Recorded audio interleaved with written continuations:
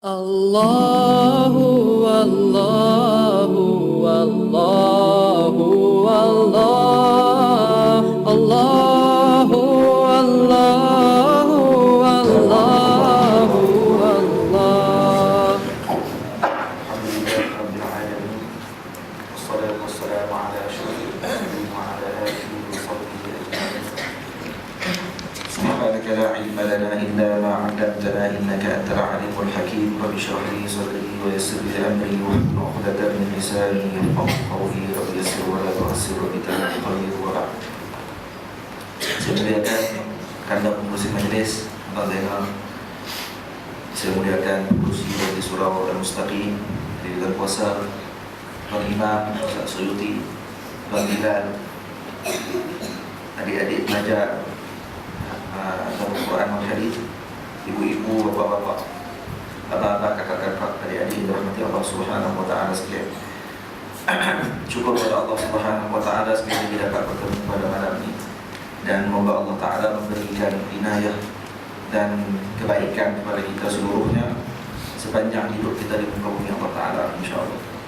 Hadirin yang dirahmati Allah Ta'ala sekalian, sekarang dah masuk pertengahan bulan Zulhijjah. Jadi dah nak masuk kepada bulan Muharram. Di awal Muharram dalam beberapa belah hari terjadi.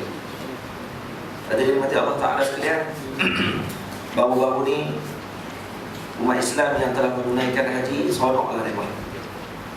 Mereka dah seronok dah di Makkah Al-Mukarramah. Habis dah ibadah tersebut dilakukan. Ada lagi orang buat haji tadi. Ada orang mau. Habis dah.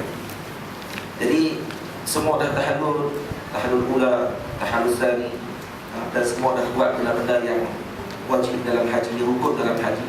Seronok orang mereka. Ada orang yang mana ketika mana di padang Arafah, mereka datang ketika padang Arafah tersebut dalam keadaan yang sedih. Sampai di padang Arafah sedih, menangis dan sebagainya. Maksudnya tak ada benda lain yang ketika tersebut mereka sedih. Sedih kerana apa?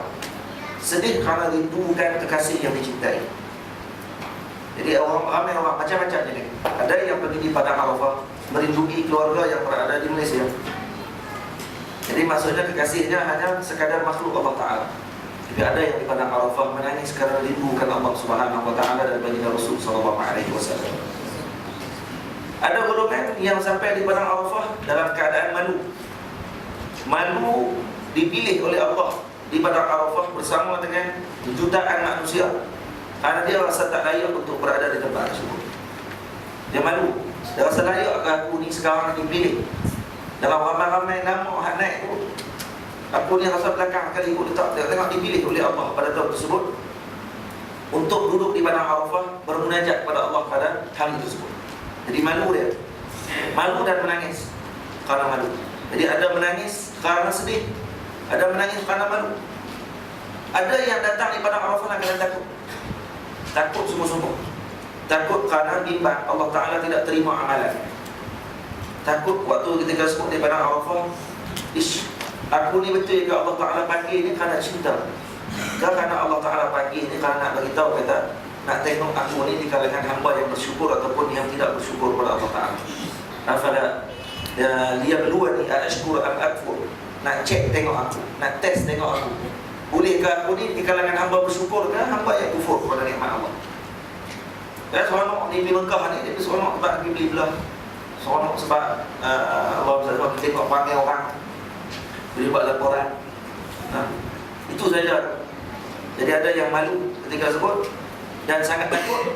Bila takut kepada Allah Ta'ala, ada di kalangan wali-wali Allah Ta'ala yang ketika di padang Arafah tak mampu berdoa. Waktu orang pakai berdoa di padang Arafah ni, doa mustajab. Bila angkat tangan nak berdoa, suara tak keluar. Ada orang di sebelah kata, kenapa tak keluar suara? Orang doa keluar suara, doa tak keluar suara. Angkat tangan gitu. Doa kata apa? Tahu nak doa apa, dia kata malu. Ni ada yang dekat sampai dekat gitu. Nak sebut di mulut ni malu dia kata. Kalau aku sebut, takut silap. Jadi kata dia doa kerana hari ni hari pengampunan. Hari diampunkan semua dosa, minta ampun pada Allah. Maka bila dia sebut, ya Allah ampunkan aku, mati tu waktu tu dia. Ada di kalangan hamba Allah Ta'ala yang macam. Dia sebut dalam kitab-kitab orang. Mati ketika minta ampun kepada Allah Ta'ala. Karena dia tak mampu nak minta lagi. Ada hamba Allah Ta'ala yang bila angkat tangan tak mampu nak sebut, karena dia kata, aku tak tahu apa yang patut untuk aku minta. Jadi aku angkat tu sekadar ta'abbud, sekadar beribadah kepada Allah, dan tanda kemudian kepada Allah. Ni angkat tangan kalau nak minta. Ni samsing angkat tangan tak. Orang doa dia doa biduk itu. Tangan tak angkat. Oh, belagak nak mampu. Dah angkat tangan bina Allah dah. Ada angkat tangan bina Allah dah. Tampak pun tak. Lepas tu nanti di akhirat nanti pakai dua kata orang masuk neraka tanya, ni pakcik masuk kenapa? Dulu di dunia aku kerja angkat tangan. Sebab dia orang angkat tangan jadi dipilih masuk neraka. Boleh terima ke? Bina angkat tu. Ini kata ulama, angkat tangan ketika baca doa ni adalah mutawatir maknawi. Hadis mutawatir maknawi. Mutawatir maksudnya yang tidak boleh berlaku pembohongan dalam hadis tersebut. Maksudnya ribuan, ratusan para sahabat Nabi meriwayatkan hadis Nabi mengangkat tangan ketika baca doa dalam keadaan yang berbeda. Itu hal yang ketiga. Hal yang keempat, ada yang hadir di dalam padang Arafah dalam keadaan riang gembira, seronok. Seronok karena mereka dipilih oleh Allah, seronok karena mereka mengharapkan pengampunan Allah Ta'ala. Jadi kita kena tengok, tak keadaan ini pernah kita rasa. Kita kena rasa tak keadaan dalam kehidupan kita. Ada tak kita pernah rasa sedih, bimbang-bimbang takut amalan kita tak diterima oleh Allah? Ada tak kita pernah rasa malu kepada Allah Ta'ala dengan amalan yang kita buat, adakah Allah dah ampun ataupun tidak? Adakah kita pernah rasa takut kita dah buat amalan sepanjang tahun ni, adakah dipandang oleh Allah Ta'ala setiap amalan kita tadi? Yang keempat, adakah kita termasuk di kalangan orang yang gembira bila mana habisnya tahun, seronok tak? Jadi mati Allah Ta'ala sekiranya kita dah akhir tahun. Akhir tahun maksudnya dekat kita dengan Nabi. Setiap umur kita, setiap hari yang berlalu, bermaksud umur kita makin kurang. Orang seronok main birthday dia, sambut, buat kek. Kalau umur 80, 80 lilin. Pening nak tiup. Mampu kat itu ya. Letih nak tarik nyawa. Kalau yang umur 90 lagi teruk, makan lilin tu ya. Pakai makan lilin, tak makan kek, susun lilin. Kita pakai tokak lilin. Hak yang apa ni, masuknya seronok. Seronok kerana apa? Karena katanya dah sampai birthday dia, hari lahir dia. Sepatutnya dia kena rasa sedih. Sebab bila masuk hari lahir dia yang baru, dalil kata umur dia makin dekat dengan mati. Kalau makin dekat dengan hari lahir, makin kurang umur kita. Dia tiap tahun umur kita bukan makin naik. Tahun ni 18, tahun depan jadi 16 dah. Ada itu. Jadi masih muda pula. Dia makin tua ni, dia makin perlu banyak benda. Nak pergi ubah muka dia nampak muda. Nampak tak? Yang kedua, dia mula nak cari orang surau mustaqim tak buat gitu. Orang luar kan orang luar. Duduk belah tepi tu dekat. Duduk dalam tu kan. Jenis nak kena cucuk sana, cucuk sini. Hak tua pula, bila makin berubat, tengok makin tua. Hak dulu ni badan sihat, makin kurang dia punya kulit dia pun kalau tengok depan cermin makin rodok kan. Jadi maksudnya benda-benda banyak macam-macam tak kena. Dulu makan pun boleh, makan ni boleh, lah tak boleh makan. Jadi apa tu? Dia Allah nak suruh peringat. Peringat dunia ada kan? Peringat nak suruh cari ubat, vitamin nak pergi lalu makan. Ke peringat nak cari bekalan untuk kita nak bawa ketemu dengan Allah Ta'ala. Ini sebetulnya. Sebab tu kata Nabi SAW, la tatamannawna al-maut. Jangan kamu harapkan mati. Fa inna hawlal muttali' syadidun. Karena sesungguhnya orang yang akan melihat benda yang ketika dia mati itu benda berat. Inna hawlal muttali' syadidun. Benda yang kamu akan nampak waktu kamu mati itu berat benda.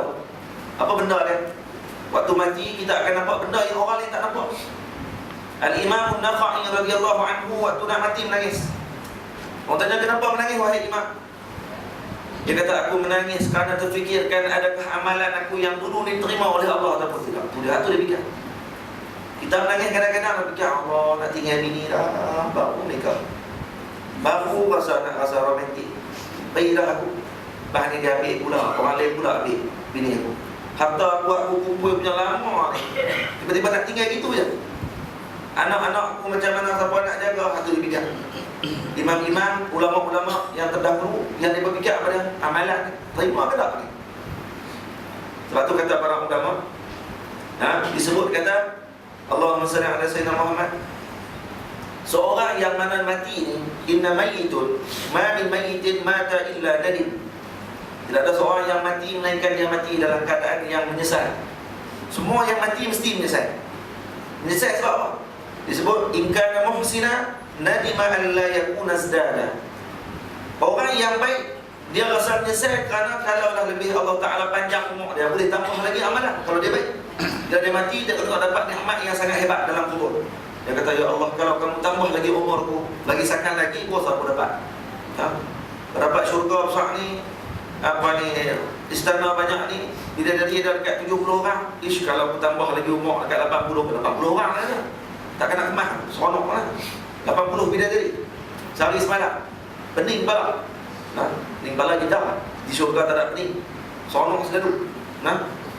Wa in kana musi'a, kalau kata tak baik pula, nadima an la yakuna isti'taba. Kalau kata dia orang tak baik pula, maka dia akan menyesal juga. Menyesal kerana apa? Kerana dulu tak bertaubat kepada Allah Ta'ala, tak balik kepada Allah Ta'ala. Jadi orang mati ni ada dua jenis. Kita nak pilih dua ni. Lepas tu Allah Ta'ala jadikan haji akhir musim.